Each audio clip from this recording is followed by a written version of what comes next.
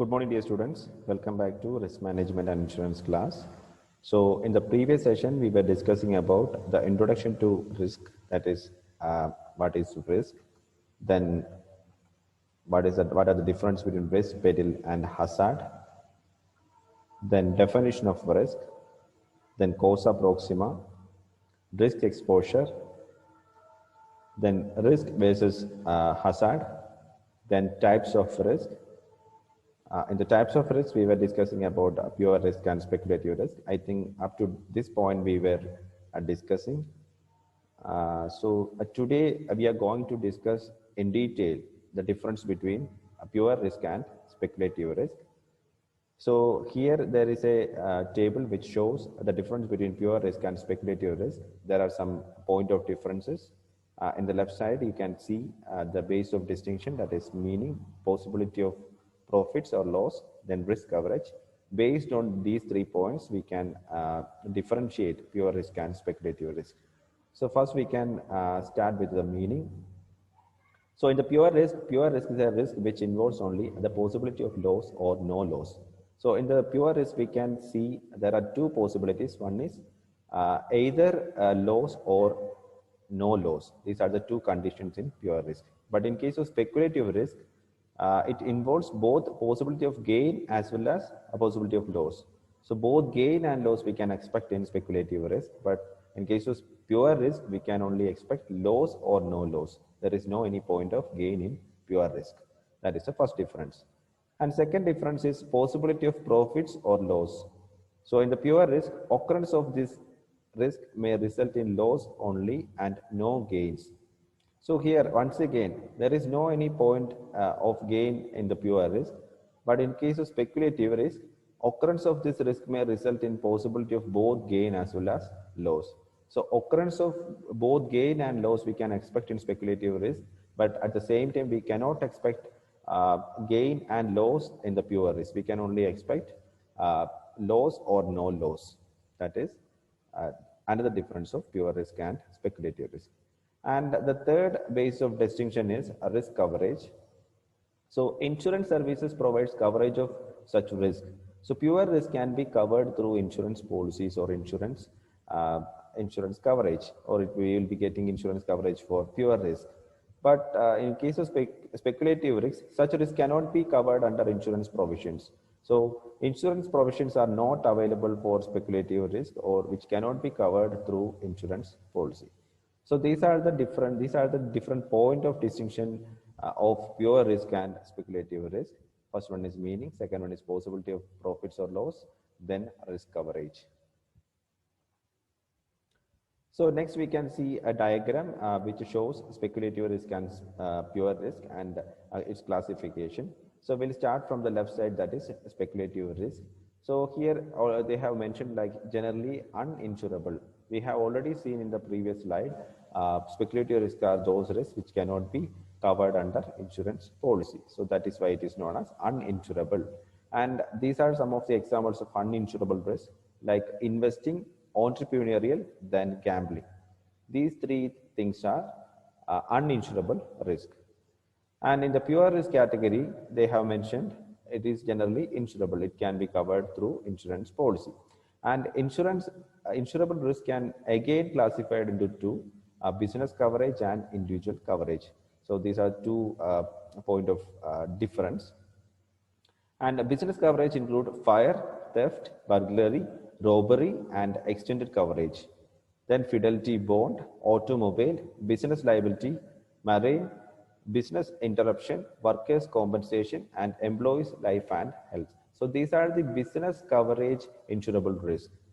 And individual coverage insurable risk are fire, theft, home owners protection, automobile, medical, and life.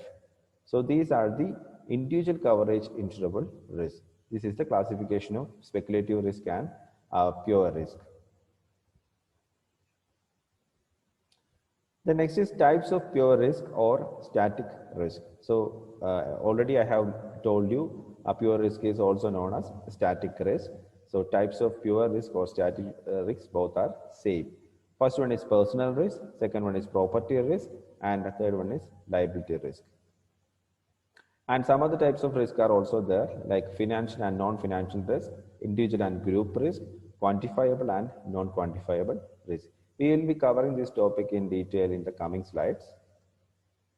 So first we will start with the types of pure risk. So pure risk or static risk is further classified into three different types, which are explained below. First one is personal risk. So personal risk, these are the risks that directly affect an individual's capability to earn. Personal risk can further be classified as. So personal risk means if any risk which affect an individual's capability to earn, that is known as personal risk. Again, once again, I'll tell you, personal risk means any event that affect an individual's capability to earn. If a person who is an earning member, if something happened to that person, that is a personal risk. And some of the examples of personal risks are, first one is premature death. So death of a bread earner with unfulfilled or unprovided financial obligation. So if a person who is having some financial obligation or any plans, then if anything happened to that particular person, that is known as premature death, and that is come under personal risk. The next is old age. The risk of not having sufficient income at the age of retirement or age causing lack of capability to earn one's livelihood. This is another risk come under personal risk. So if a person who is not having sufficient amount of money at the time of retirement, we can say like pension amount. So if he is not having, or he or she is not having adequate amount for meeting the retirement expenditure, that is also a risk. That is because of this old age. That is another example of personal risk.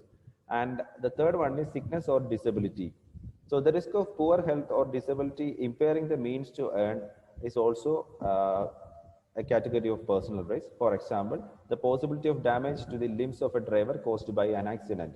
So we know that we are working in an environment, anything can happen. Sometimes some accident will happen, sometimes some other problem will happen. So if anything happened and that affect our employability, that is also a type of personal risk. The next is unemployment. The risk of unemployment due to socio-economic factors resulting in the financial insecurity. So unemployment is a very important problem which we are facing in our country because of many issues like social economic factors, or many of the factors are there behind unemployment.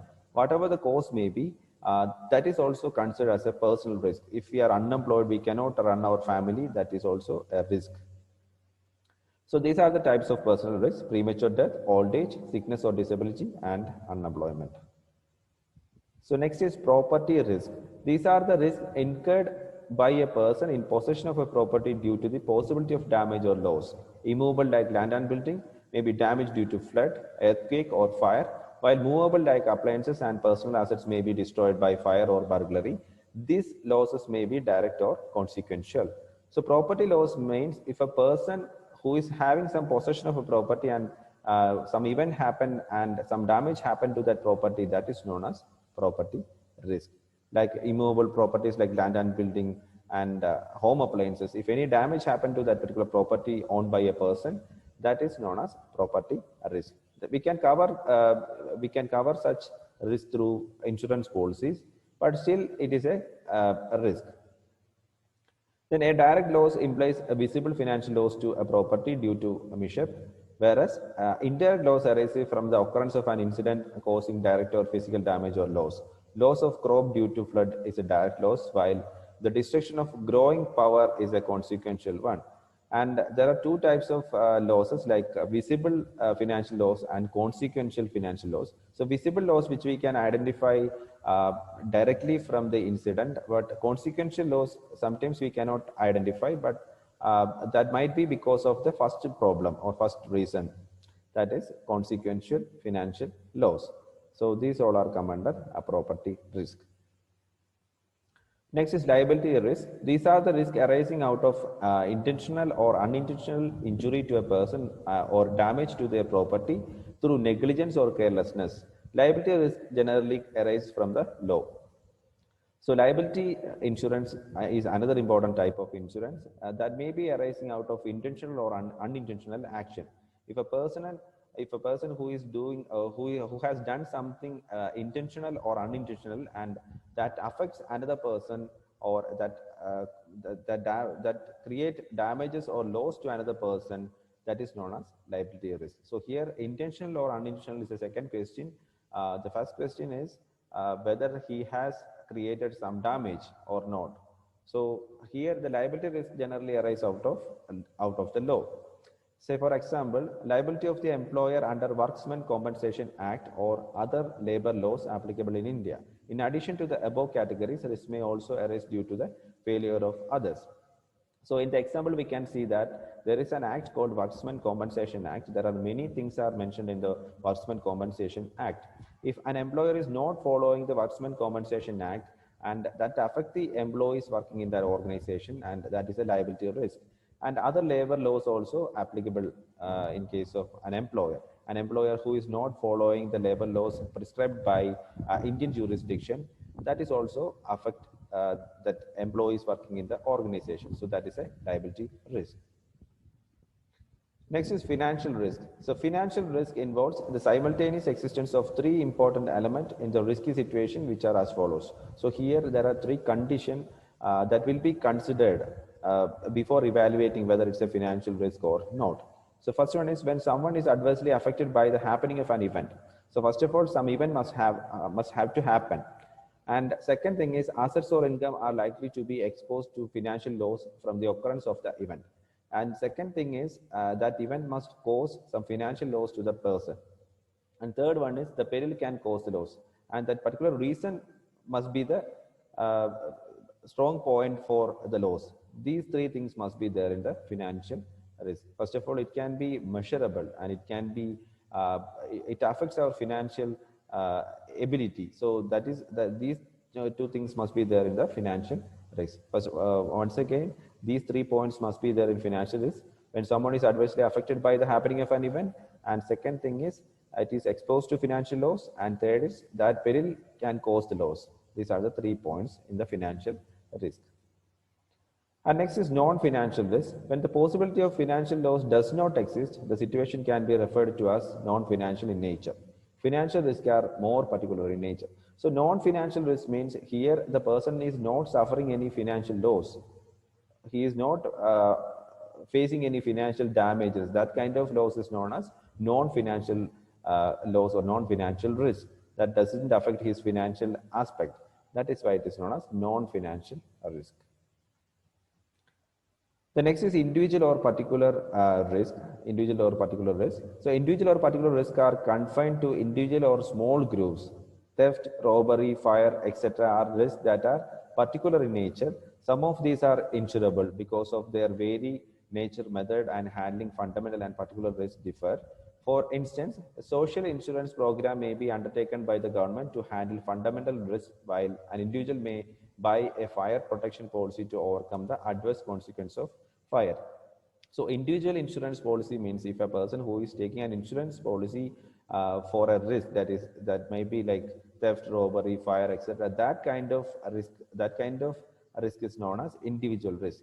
And sometimes the government may provide some insurance policy to people based on certain risk, fundamental risk.